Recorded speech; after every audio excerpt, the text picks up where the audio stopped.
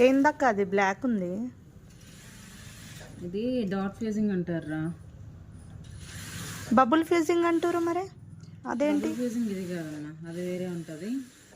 ఎవరి ఇష్టానికి వాళ్ళు చెప్తున్నారు, కానీ ఇది కాదు. అది వేరే, ఇది వేరే.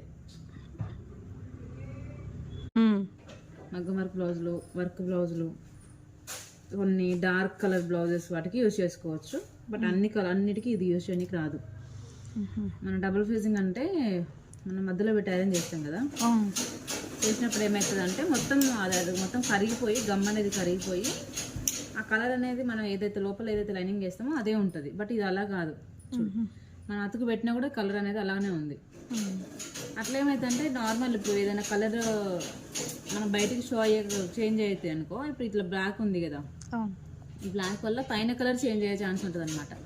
ఓన్లీ డార్క్ కలర్ లేకుంటే థిక్ ఉన్న కలర్స్ మాత్రమే ఇది యూజ్ చేయడానికి ఉంటుంది.